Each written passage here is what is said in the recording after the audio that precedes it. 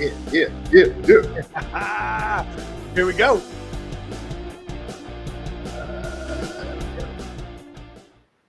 Woo! Well, how about that? That rock and roll intro never gets old. Welcome, everybody, to the Wise Agent Society, episode 31 of Sharpen the Saw. We have none other than the great Mat Lewczenko. Did I say it right? Close enough. That's as close as most people ever get. Dang it, because I've been trying to even practice it. You know, you have to like not look at it and like hear it. Like there's certain names that if I look at the spelling, I was like, I'm never going to get that. So I have to like close my eyes and listen. It's actually pronounced Lewczenko. So the W is like a V sound and the CZ is like a CH, like Czechoslovakia. So Lewczenko, and now the interwebs should know. Yeah, no, everybody will say it right. Lewczenko. I said Lewczenko, so that means that's like I said, it's as close as anyone ever gets. I get Lukaszewski and Lewczensky, and I'm like, the ski, like what? It's funny, when I was trying to make the graphic, I was having a hard time going back and forth, like to look at the spelling. I was just like, and I had it all backwards. To be fair, I still have to. I do the same thing. Well, me too, since Black is my new name and Hasselman was my old name, so it gets all kinds of confusing there. Right on. Yeah, well, welcome. Thank you for coming on the show. Pleasure to be here. This is going to be a fun time. I'll just kind of give a breakdown of how it all works for everybody that's out there watching, and then you'll kind of know how it works too. It's super simple. We're going to talk about how we know each other. We're going to talk about what you do and what your journey is like. Why did you get into real estate, and kind of what your journey's been through the process, and where you're at now, and what you specialize in is what I usually say. And then we're just going to talk about our topic, which is kind of a little all over the place, which is cool on this one, because we're going to maybe freestyle it a little bit with, mindset, coaching, and whatever else you want to throw in there. But I know that you're the guru of mindset and coaching, and your new book. I want to talk about that a little bit too. Right on. Yeah, about all that stuff. So that's how it's all going to go down. So nice, easy peasy. Every time we do my podcast, we have a good time. So thanks for coming on today. Here we go. My pleasure. Let's roll. Yeah. Cool. So let's start from the beginning then. Why did you get into real estate, and where, and how did it start out? So this is such a fun story. My background, like I got to Kansas City for grad school. My background is in theater and the arts. So I came to UMKC, the University of Missouri in Kansas City, for my MFA in acting and directing.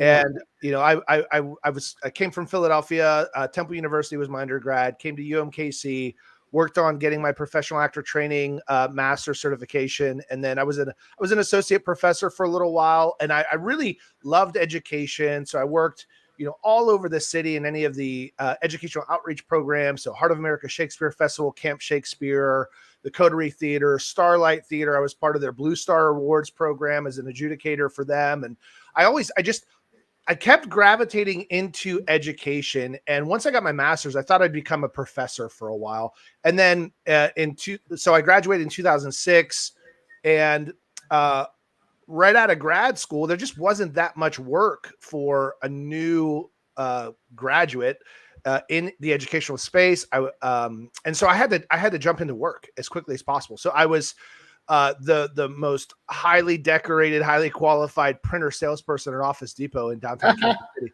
making $8.50 an hour selling printers. And one of the days that we were in the training room or in the break room, one of the guys that worked in the back came in, and we were just kind of chit chatting. And through the conversation, he talked about the sixplex that he just bought. And I'm like, bro, I know how much you make. What, you bought a sixplex? He goes, yeah, it's commercial property. So, they lend on the property, not on the person. And if you got the plan, blah, blah, blah. And I'm like, hold on a second. What even is this? And he goes, hold on, I got something for you. So he goes out to his car and he brings out this like plastic clamshell of cassettes. And it was, oh my gosh. Oh, well, I'm completely blanking on it. It was the No Money Down guy in the 90s. This is perfect part of the time of the story for me to to forget. I'll think of it. But anyway, there were like these cassettes that talk about subject to and lease options and leasehold and seller financing. And this whole new world was introduced to me that was fascinating. And I had no concept of like wealth building or real estate up to that point. And so I was just listening to these cassettes because my car actually still had a cassette player. And I just kept thinking, like, is this even real? And then I was doing a show at the Unicorn Theater, and one of the actors was a child actor there, and her parents were there. And I was just kind of talking about this thing that I heard about, and they're like, "Oh, well, then you'll really like this book." And she gifted me Rich Dad Poor Dad, Robert Kiyosaki. Yeah. Like super cool experience. And so I was like, let me check this out. And so as I read that, my mind was completely blown around just understanding this world of money, because it was never part of our upbringing. It was never part of the conversation growing up. However, inside that book, Robert Kiyosaki talks about like, get around the people that are doing what you want to do. And so he suggested going to some masterminds and investor groups. And so I found there were two in Kansas City. There was Kansas City Investor Group, KCIG, and then Mid-America Real Estate Investors, which is run by Kim Tucker, who's still doing it today. They're still one of the bigger groups in town. And so I started going to these events, and then I would listen to podcasts, and I just started devouring real estate information for like nonstop, lunch breaks, etc. Like I couldn't stop. However, I still didn't feel like I ever knew enough to do anything, but I would be leaning in and I'd be asking questions, and I made friends with one of the investors at a weekend event. It was a apartment seminar, a Dave Lindahl event. And I met this investor who is an immigrant, and we've got a similar background because I'm also an immigrant. I'm from Poland. Matt with one T is short for Mateusz.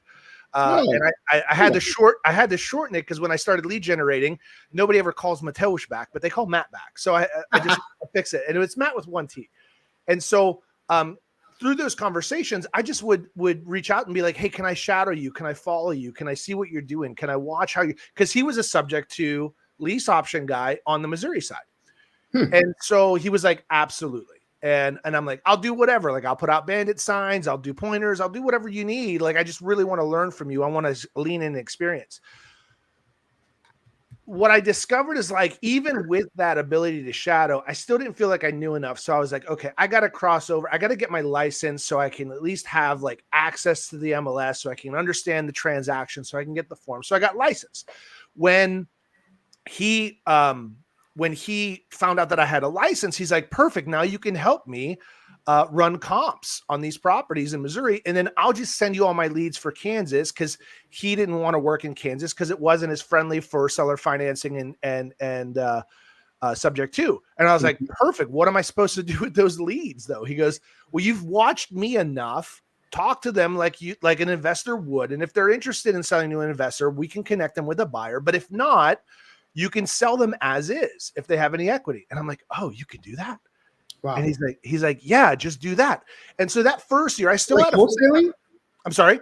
So like wholesaling? No, like I would come in with, I'd had multiple exit strategies for them. I would come into them because they went onto the We Buy Houses Cash website. So they were super motivated to sell. They were generally in okay condition or pretty tough condition. But he said, if they're like okay and they actually have a little bit of equity, let them know what an investor would pay. And so, like, let's say, for instance, I walk into a property and let's say fixed up the ARV is 200, and they an investor would come in for like 80. Okay. But like if they sell it as is, they could probably sell it for 120. Right. Even in its current condition. And if that works for them, then sell it for 120, right? Help them make an extra 40 grand. Oh, gotcha. So you give them the investor offer. I give them the investor offer. I can also then say, hey, if that isn't exactly what you want, I think we can test the market out, or we could put it on the market and go for there. So that first year, I did like 7 of those. Wow. Doing like 4 or 5 hours a week of work. Yeah. And when my wife and I were watching our W-2s that year, we looked and I was like, holy cow. This 1099, which I didn't know that was coming. So like a lot of agents are like, what's this 1099? You got to pay taxes on this money now. And that the taxes were taken out already. What? You mean like, well, you guys don't do that? Like paychecks do? Yeah. And so it was almost as much as what I was making full-time at the time for 40 hours a week. And I put 5 hours a week into this other thing. And Right. so we had a conversation going like, I don't know, like we really should just go after it. And she's like, are you sure? And I'm like, absolutely not. Like, I have no idea. Like, Yeah. I've never done commission Maybe. only, totally terrified, scared all about it. Yeah. But like we had a brand new baby. And I was just like, okay, well, let me go find out who's crushing. So I went back to the office and knocked on the team leader's door at the time, and I said, hey, who's killing it right now that I could shadow, I could watch. Which team leader? Where? So I was at a Keller Williams office here in Olathe. So KW team leader. So I was at KW at that time. I had interviewed with a couple different companies, and KW was at that time like they actually asked me questions about my goals and like that's kind of what I found too. Funny because a lot of people, well, I just saw dollar signs in people's eyes when I talked to them, but then when people were starting to actually get deeper into it, that's when I was interested. Yeah, the interview process was really good, and Rob, who was the team leader there at the time, was fantastic. And I was like, yeah, no, I'm here. So that's where I start. That's where I started my career. And so he's like, yeah, let me introduce you to somebody. And so I met this one agent who was at that time fairly young in the business, 5-6 years in his mid-20s. And this is 2010, 11. And the average sales price in Kansas City or in Olathe, Judson County was, I believe we were like between $154,000 and $160,000. And the average days on market were 127. Right. So it was a completely different kind of market. And he was going to do over 17 million in sales and about 460 in GCI as a single agent with an admin. And he was just crushing. And I was like, how are you doing what you're doing? And he's like, well, he's like, I call for sale by owners, I call expires, and I do this. And I was like, can I just watch? Can I just sit and listen? He goes, sure. So I went in one day and it was like, he was making calls for like 30, 40 minutes. I think he made like 10 reach outs, talked to 6 people and set 4 appointments. Wow. In like a half hour. And I'm literally sitting there going, that's it? Like, this is what you do? That's it? And he kept saying the same thing over and over again. I was like, well, what is that? He goes, well, it's a script. And I was like, there's scripts for this shit? You being the actor. Are you kidding me right now? Like, do you know what I do? and here's the thing. Nobody cursed. Nobody hung up. Nobody yelled. Nobody called him a salesman. Nothing. And like, he was loading photos into the MLS at the same time he was calling. He wasn't even that connected or good. In fact, afterwards, he's like, these price points in these areas I don't even like to go there. Like, do you just want to go? Do you want them? And I'm like, yeah. You ever get like so mad you just start shaking? Yeah. Like I got like, so I'm like, I can't believe I just spent a whole year doing that. And then all I had to do is this. And like, I went right to the training room. I pulled up the computer and started typing up my resignation letter, printed 3 copies, and then put them in my bag. I went, knocked on the door of my team leader, and I said, hey, Rob, I am going to be quitting my job in 60 days. And he goes, that's exciting. You should not do that. Yeah. And I'm like, well, why? He's like, have you seen your pipeline? And I'm like, well, what's a pipeline? He goes, that's right. I said, no, stop. I don't think you get it. There's these people out there. They're called FSBOs and they like scripts. And I'm going to be reaching out to them. And so I went home that night and I told my wife and I said, listen, I got this. Here's what we're going to do. There's this guy. He was crushing FSBOs. They like scripts. I'm going to do this. I got 60 days. Here's my, and I said, I'm handing this to you to like, this is my commitment. Hold me accountable. And she goes, are you sure? And I was like, no. but this is the best we're gonna do. And then so for the next 60 days, I went back in the office and I had one copy of the letter with me, like in my bag. I had to go past it every single day when I pulled out my laptop to make the calls. And I was just as nervous and scared as everybody else getting started. However, in those 60 days, I just started failing forward. I just kept going. I just kept pushing. I just kept figuring it out. And then, those 60 days turned into like 4 listings and 3 active buyers. And I finally had enough in my pipeline where I felt comfortable to go and downsize myself from the company. And there's a fun story around that. And then when that happened, there was another program that came in to town. It was called Bold. KW has this amazing program. There was a 7-8 week program at the time. And I fell in love with that program as a brand new agent. And I just remember sitting there going, personal development, mindset, like conditioning, tactics, training, all of this is wrapped into one. And then I'm just watching the instructor going, I want to be that guy. Like, what am I doing? I want to be that Who guy. was the instructor on that one? It was John Prescott. It was John Prescott. Yeah, he was, you know, it was Bold was fairly new at the time. This is 2011. It was 2 or 3 years old in its infancy, kind of starting out. And then 2 seats across from me was the OP of our office, and he heard me say it, and he's like, "What's your name?" And I'm like, "Matt."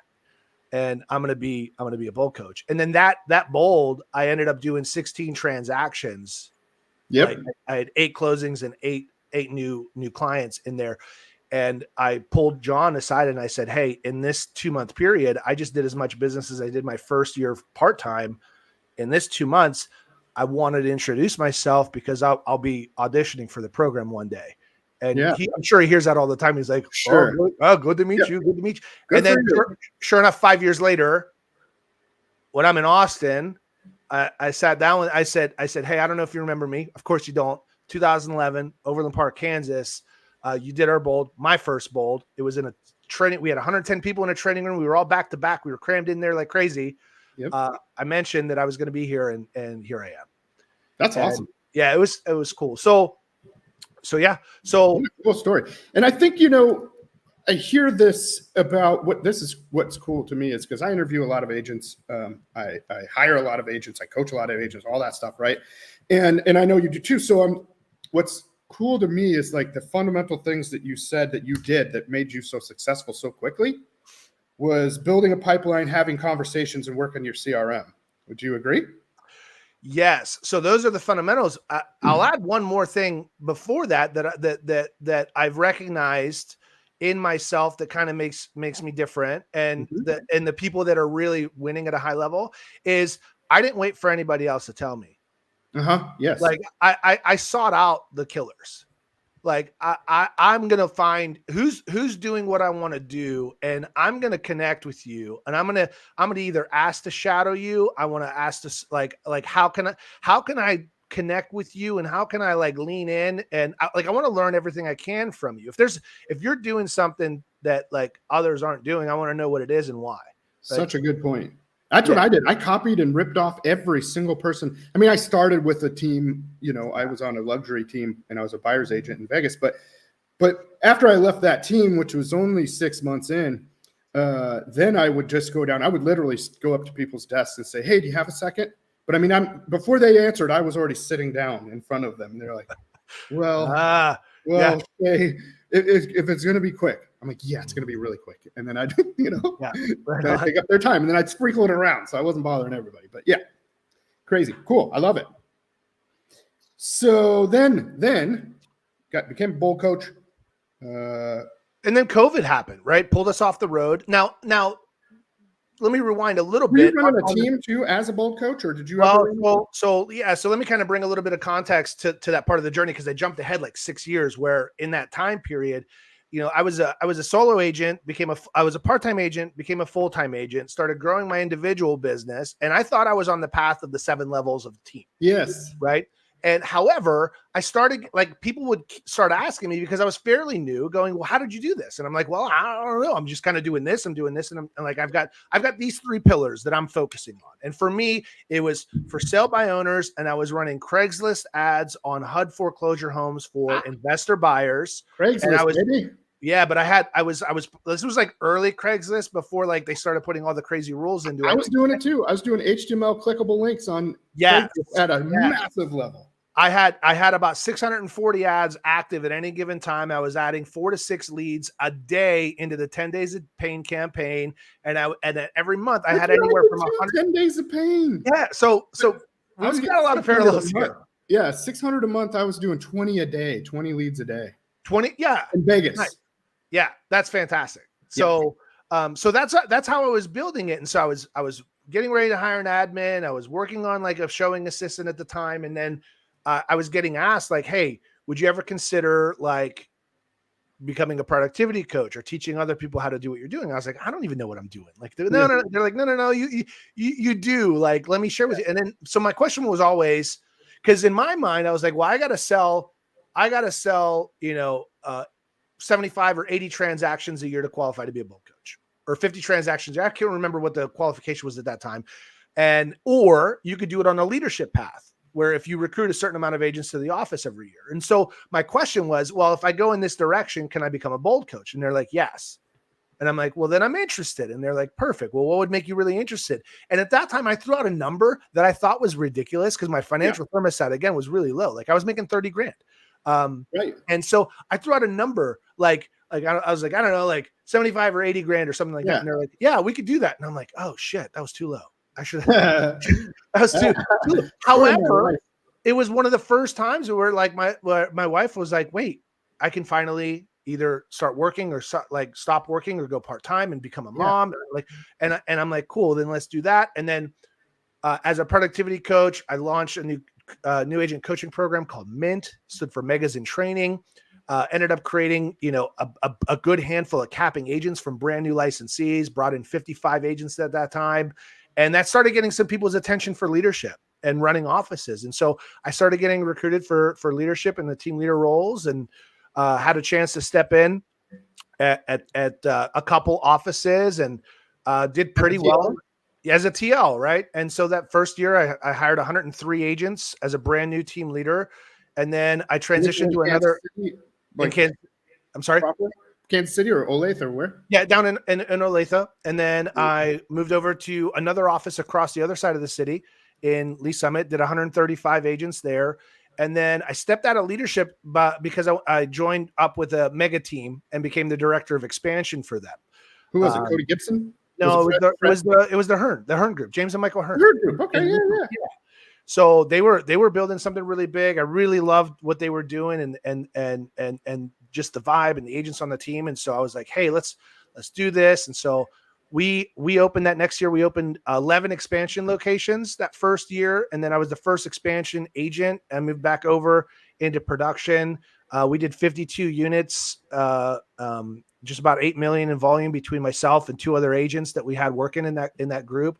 You happen to know my homie Matt Kelderman out of Dallas was with the Herd Group forever. He had a partner, but they were the top Dallas Hergenrother dudes. Okay, so it's not the Herg Group, Herna with an N. Oh shit! I thought you said Herg. We would get mixed up with them all the time. Oh, funny. Yeah. So they're clarified that then. Yeah, so they're out of Kansas City, in Lee Summit. So James, I believe, is working with. Man, the names are escaping me today. Jeff Glover Coaching. Oh, okay, yeah. So he was working with Glover. So was there with them. And then while I was there, I thought I had to restart my qualifications to apply to be a bold coach because I was out of leadership. And my coach at the time, so I was working with David Hoffman. He was my MAPS coach. And he's like, well, what are your goals? And I was like, well, I want to be a bold coach. And he's like, well, why aren't you? And I'm like, well, because I got to do this. He goes, well, did you qualify before? And I was like, yeah. He said, then you qualified. Then you just apply. And I was like, wait, are you serious? I love those conversations. You're like, what? Like that was expansion for me. So I did. And so I applied, got in, and it was literally, it was the best. It was the best career. It was the best gig. I loved it. I loved everywhere I went. I loved the program. I loved the travel. It got hard, and my family might say a different story. It had its own challenges, but then COVID took us off the road. And then at that point, I wasn't sure what I wanted to do. And I felt like things were kind of shifting around in the market a little bit. It was, COVID and post-COVID, like things got weird. Yeah. And then I got approached to get into leadership again. And I was like, I don't know. And they're like, well, it's different now. And I'm like, okay, well, so we just kept talking, and we had like, I'll give him credit. So Steve Johns was the leader here in Kansas City, and he was the best. He kept asking. I kept going, hey, sorry, the timing's not right. And he would call back in 3 weeks. He goes, last time we talked, he said, timing's not right. How's the time now? And I was like, see, people out there, agents, listen, you got a lot of no's. Yeah. I respected it, but it wasn't until it was maybe the fourth or fifth time that we got together. And every time we visit, he's like, all right, well, let's just draw it out. What does it need to look like? What do you want it to look like? How do we craft it and create it? And so I remember walking out the door one day, and my daughters both popped up behind the couch, and they had all this anxiety, and they're like, where are you going? And they said, what day are you coming back? And I said, what do you mean what day? I'll be back for dinner. Like, I'm going to be gone for like an hour or two. And they're like, and they just physically relaxed. And then I'm sitting there going, shit. And how old were they at the time? At that time, so this is 2021, so 8 and 11. Yeah. 8 and 11 to be away. Yeah, 8 and 11. And I'm like, okay, all right. I think I just took this gig. So I went in there and I had the conversation. And I said, all right, I said, here's the deal. I'm not a career team leader. Like, I'll do this. I want to jump in, but I really need to see what the next step looks like. I don't want to do this forever. I've done the team leader role, but I can do this. I still have it in me. I still really want to help agents and I've done the job before and I want to do it really well. And so I did. I jumped in for a year and a half, 2 years. We had a really, really, really good run. And yet, things just, the opportunity shifted for me. Like, ownership became less and less attractive as like more companies. There was more virtual companies coming in. The value proposition started changing a little bit. And it was just, I was never looking, right? I was never looking to go anywhere. And then I was recruiting a top EXP team here in Kansas City. And I just asked them, I said, what am I missing? Like, you guys are a smart team. And they're like, well, let me introduce you to somebody who was part of Gary's top 100 for forever. And he asked me one of the best questions that anyone's ever asked me. And he said, have you ever studied the model?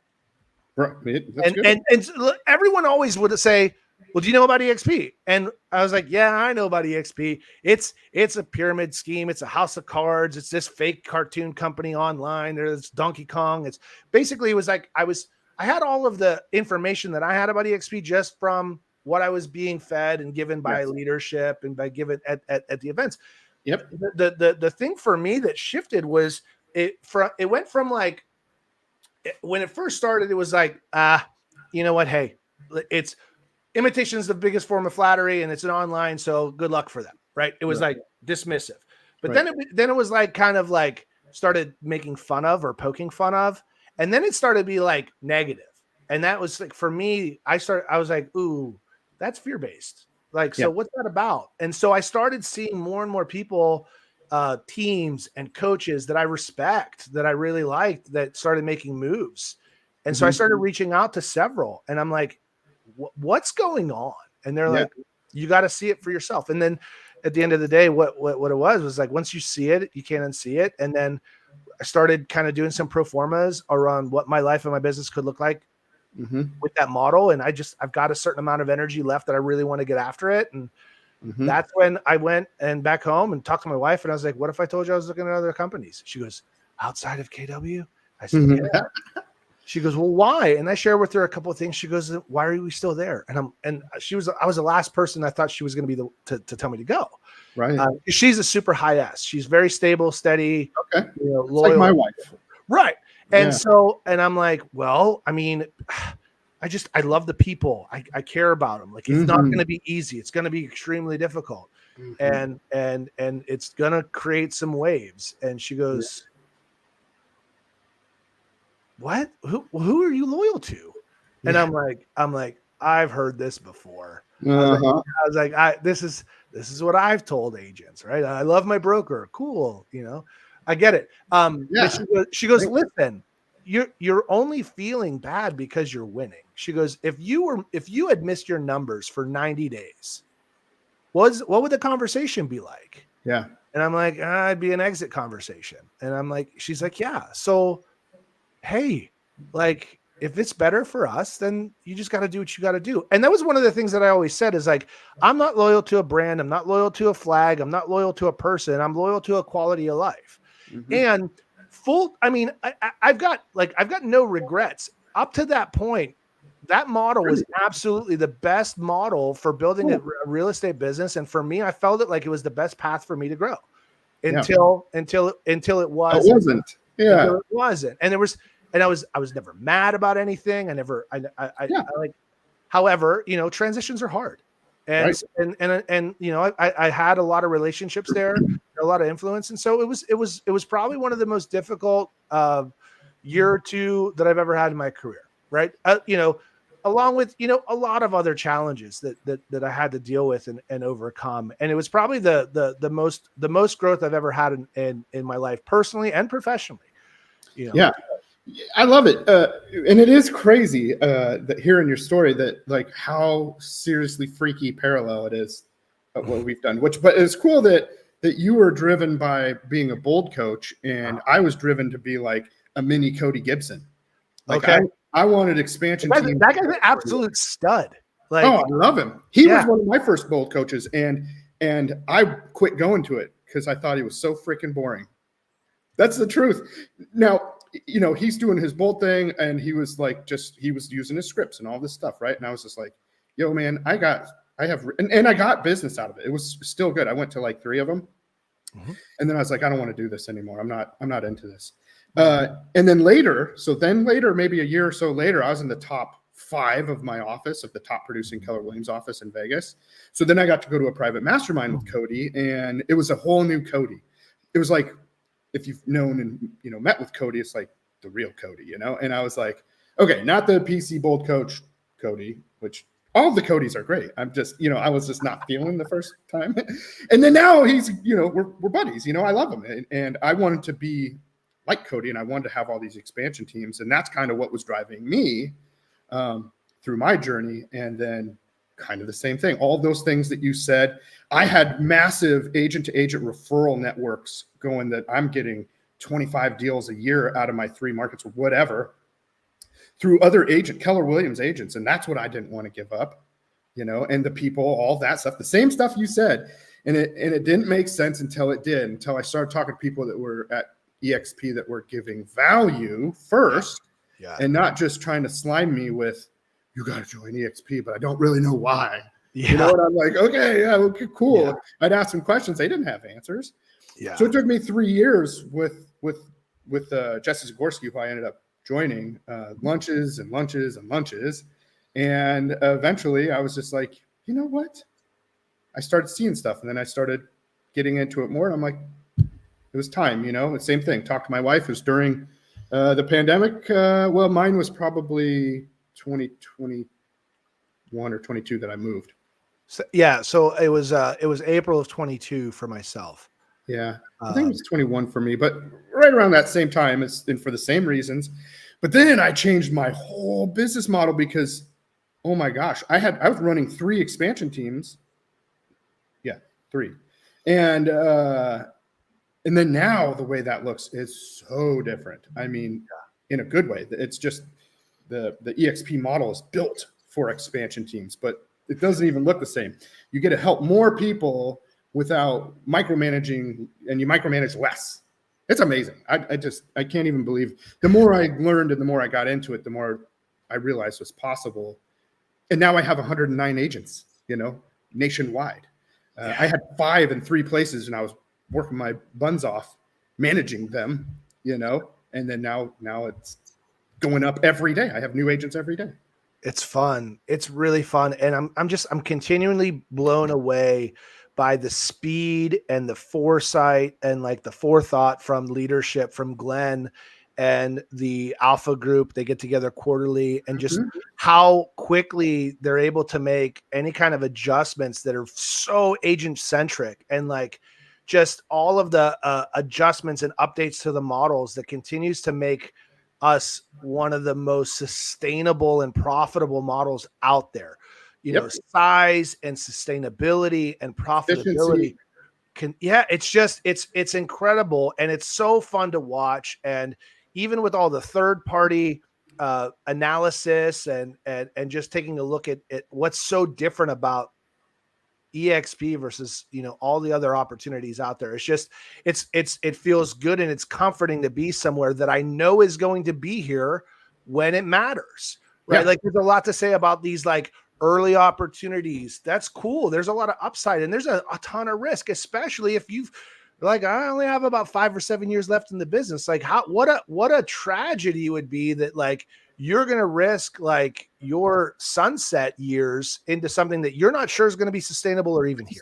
The startups don't, the percentage of startups that make it. I mean, ours isn't now. Ours is past the startup period. We were lucky that all that worked, and that they worked through all the growing pains. But all these new, imitators out there they're nowhere close to making it yet. Most of them don't. There's a lot of really great models out there, and obviously I wish everybody the best. There's a much different challenge when you're at 10,000, 20,000, or 90,000, or even 40,000, right? So we'll see. I feel really, really, really good, and I love this, and every single day now that I have the opportunity to being on the leadership side and being in the conversations with the executive teams, like. I'm even more excited right now because I get to kind of see and hear things a few months before everybody else. I was like, this is cool. This is really, really, really cool. I wish when they roll stuff out, and then my leadership people are like, man, I've been so excited for this to come, and I just can't say anything until it comes. Right. And I'm like, oh, that's awesome. But I was going to say a couple things. First of all, I don't usually have these shows are not usually about EXP. I don't often always have EXP on here. So this is a fun show for me because we get to talk about our company. A lot of times we talk about other companies and or other people's stuff, but we have this EXP thing together in alignment, which is really fun. And then secondly, another point I wanted to point out is that I love how we both have the KW background and that we appreciate and love all that is and was. I have only love for KW, only gratitude. I have nothing but for that. Like I trust me. You love KW. One of the things that Diana always taught us in Bold is like, don't forget who dug the well when you're drinking the water. Yeah. Right. And like I'll always be grateful for every relationship and every mentor and every leader that's come through there. Like 100%. nothing but right. And so if anyone has otherwise to say, that's too bad because I have nothing. I'm sure. No, I mean I still give referrals to KW agents. I still get referrals from KW agents. I still have tons of friends. I feel bad. I probably should still go to some family reunions because I just have so many homies there. I just haven't. I've been busy going to all my other conventions that I go to. But what I was going to say about that too, though, is that there are just so many KW people at EXP now. The culture's still there. That's what I love the most about it. Like so many people in my EXP family and just all around, even Glenn, like the founder from KW, Brent Cove, KW, Rick Jiha, the late and wonderful Rick Jiha, KW, there's KW everywhere there, which I love. But here's the interesting thing that I want to make sure people get is that there's no brand has culture on lockdown, right? No. And because I believe culture is created through community and culture is driven by people. Mm-hmm. And we can say, well, the people that were at KW are the ones that brought the culture. I want to say different. People with culture are gravitated towards culture companies. Yeah. And then we just happen to also have a very similar culture here at EXP that is also really attractive to those that believe in the same things that we believe in. That's and true. So, and no one has a monopoly on culture. And that was probably one of the most exciting things that I discovered moving over.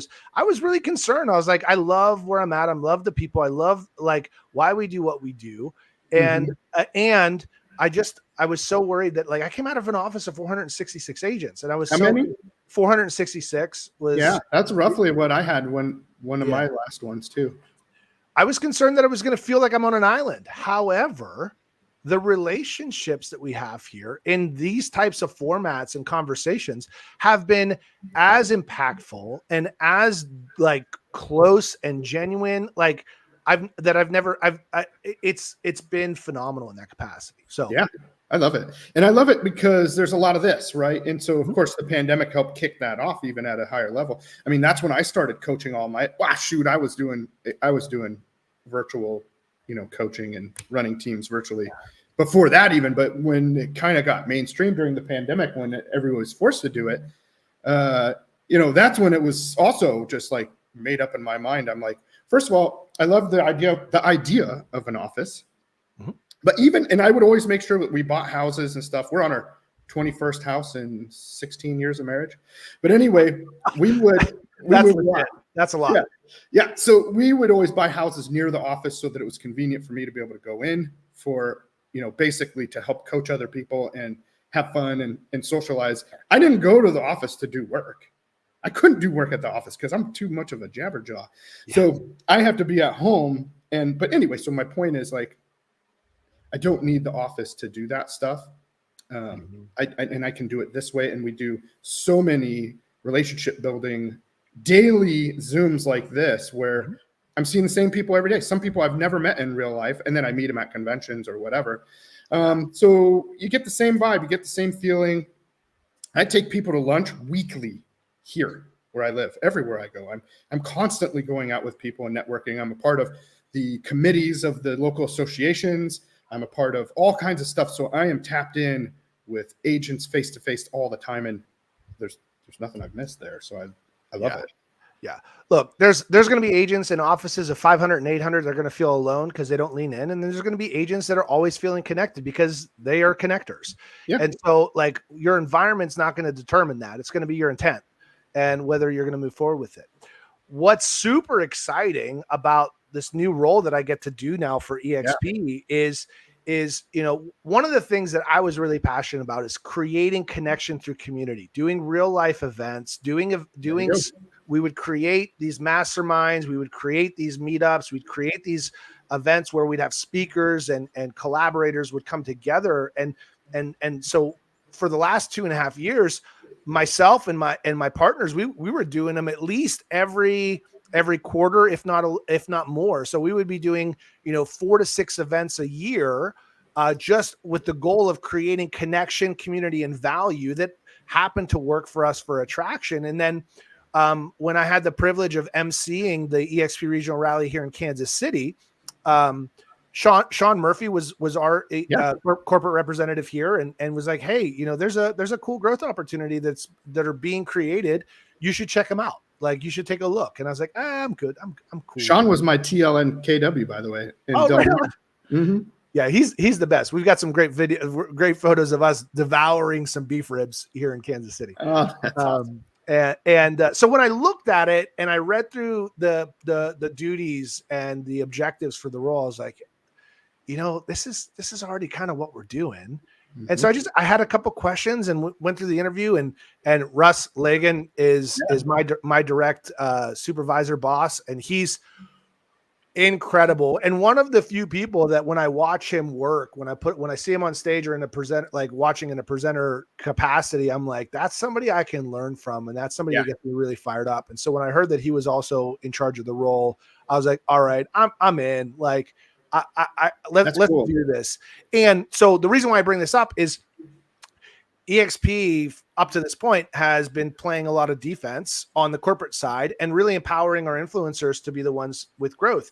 Well, like we have an opportunity right now to partner with our influencers and have a more proactive approach in getting back and connecting with our people on a regional level. So I get to now be one of 14 regions in the United States where we're kidding. I was wondering. Yeah, so there's 14 of us now. They were just the last 2 were just finally announced on group chat here this morning. So, you know, from the Northeast all the way to Hawaii and Alaska, like we've got these regional growth directors now. I happen to be covering 5 states. So I've got Kansas, Missouri, Nebraska, Iowa, and South Dakota. And so for the last 6 weeks, I've been reaching out to our managing broker partners, all of the influencers and the alphas in the area, and we're already working on creating in-person events. In fact, next week I'm going up to Omaha on the 24th to work to hang out with my friends up there. So we are now putting a forward approach and a forward pressure on, number 1, getting our story out there. Number 2, really connecting with our producing agents at a high level and creating events and opportunities for others that are curious and want to explore what this could look like for them to have an easy way to reach out and see what it's like. Yeah, I love it. And I didn't realize there were so many, but I love it that the model is kind of going that direction because you're accessible. Like you're here. Now, when I was in San Diego, I had Sean. So, I mean, but I mean, who all lived in, you were right there with I Sean. lived in the city with him, not even just the state.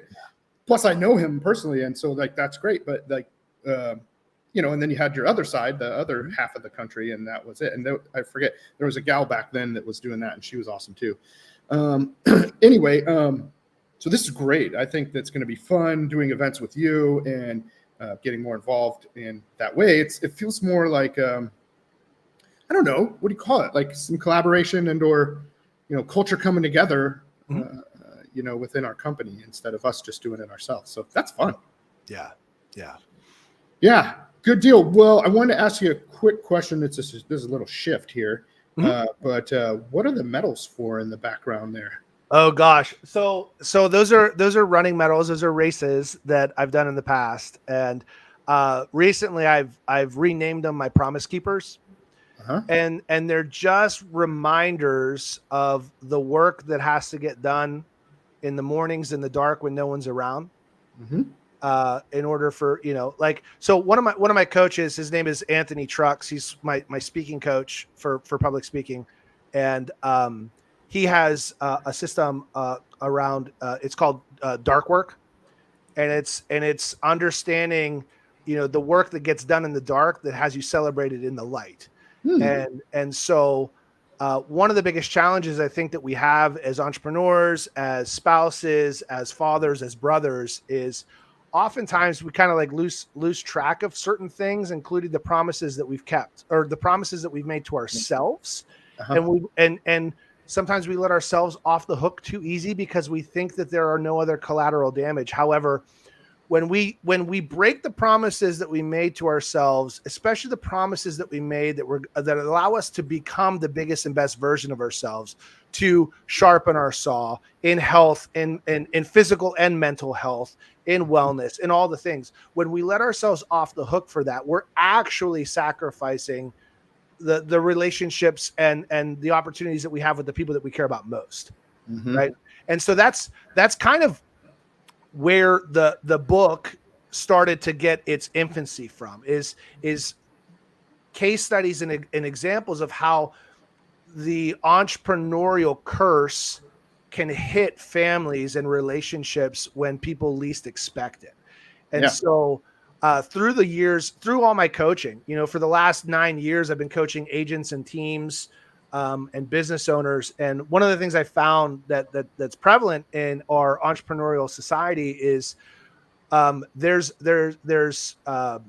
increase in substances and consumption and relationships falling apart and, kids that no longer want to be around their parents when they're grown. And there's so much at risk and at stake from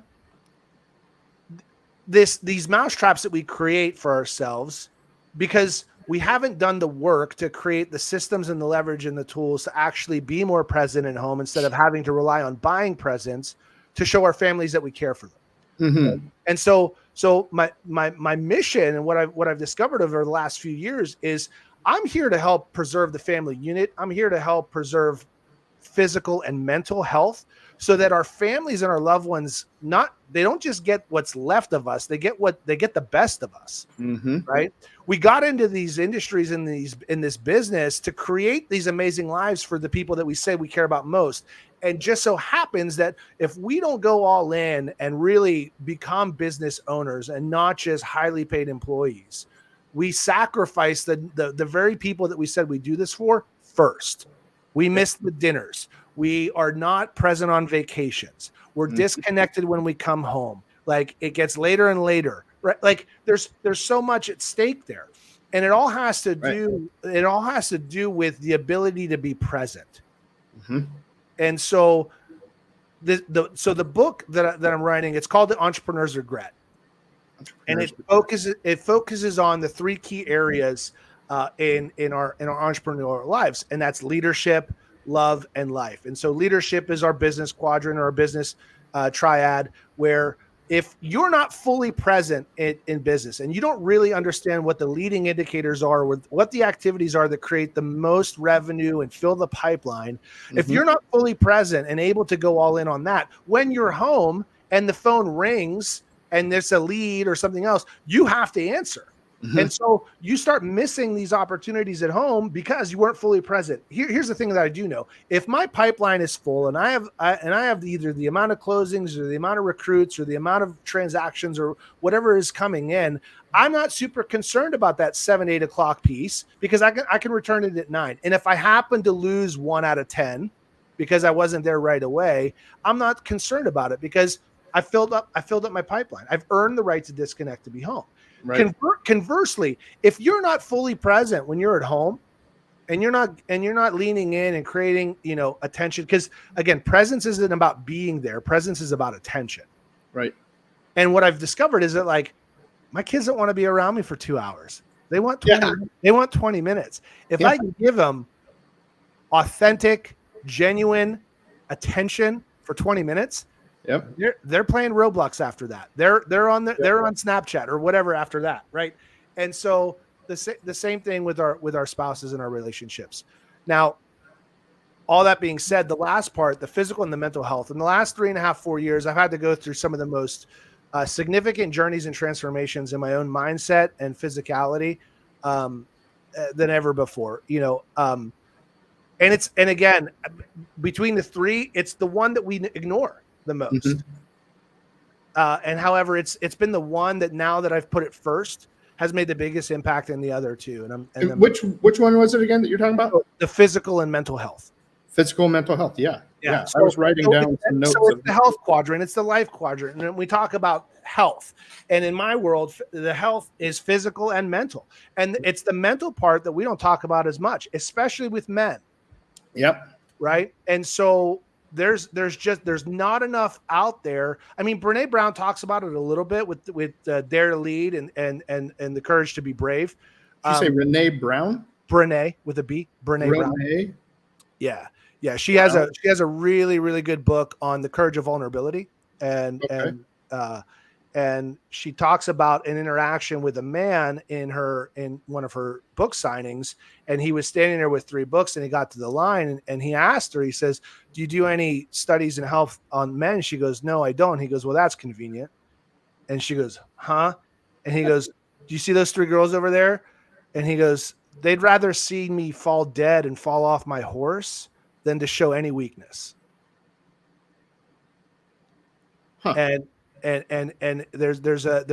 there's certain expectations, unwritten or otherwise, that like men are either feeling or put on us in a certain kind of capacity. And here's the thing: I'm not saying that I don't want to disclude anyone, and yet I'm part of a group called the Balanced Business Dads, and it's a group for entrepreneurial fathers, and we get together twice a year on these retreats.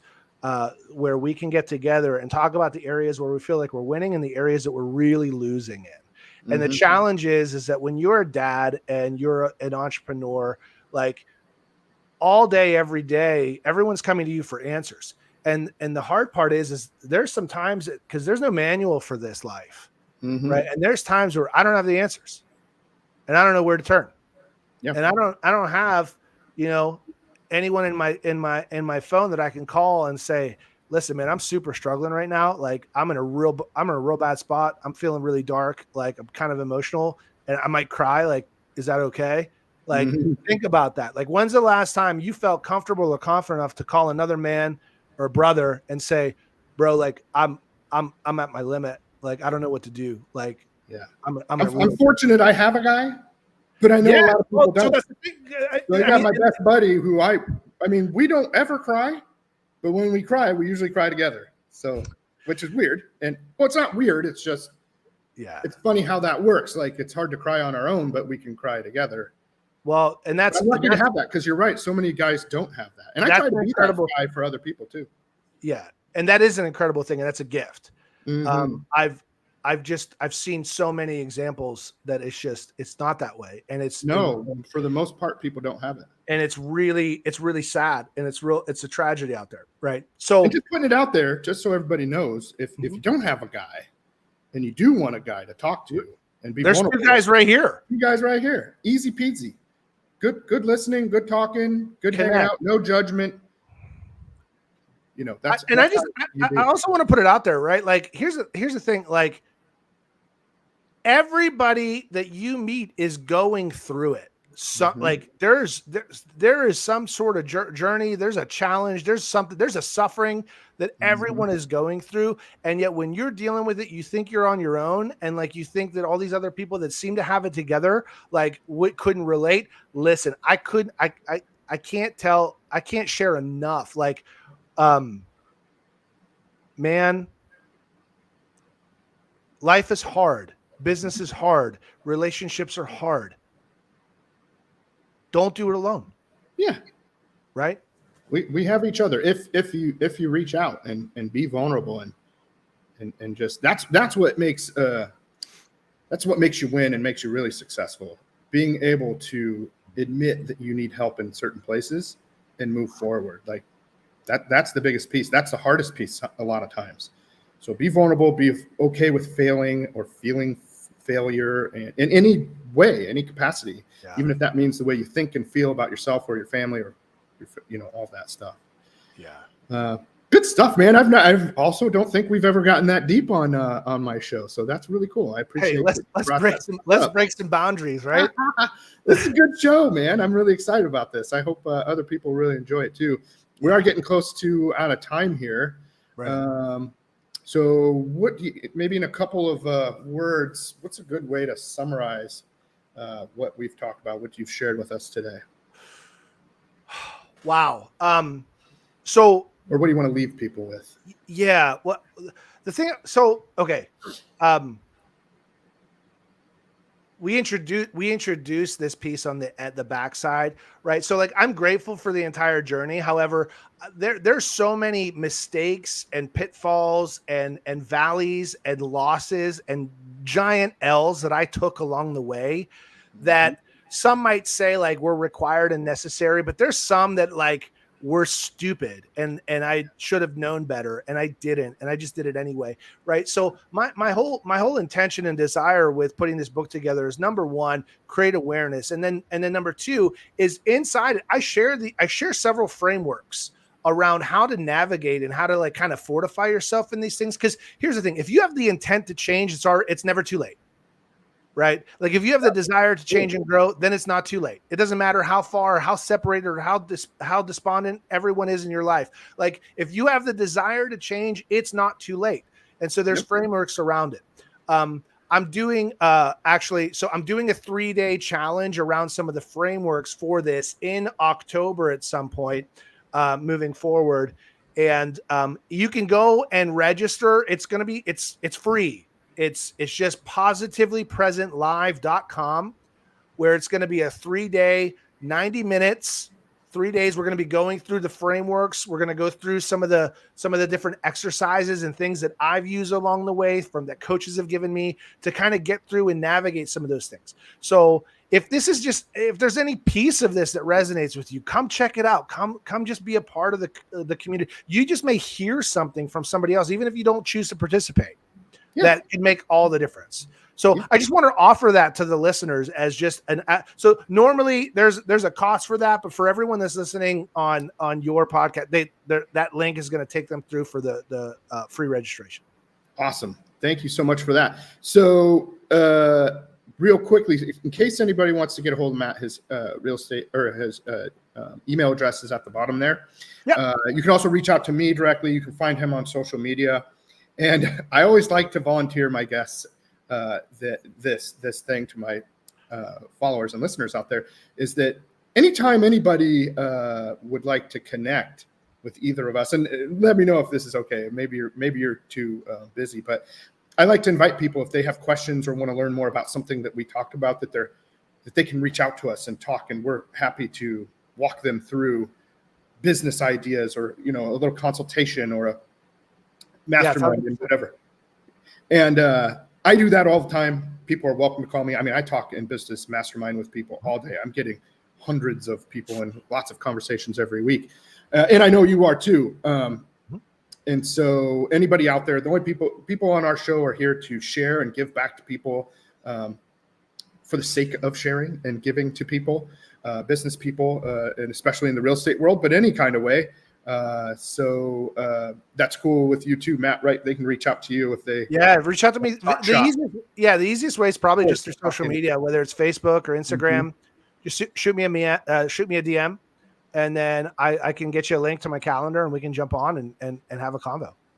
Perfect. I love it.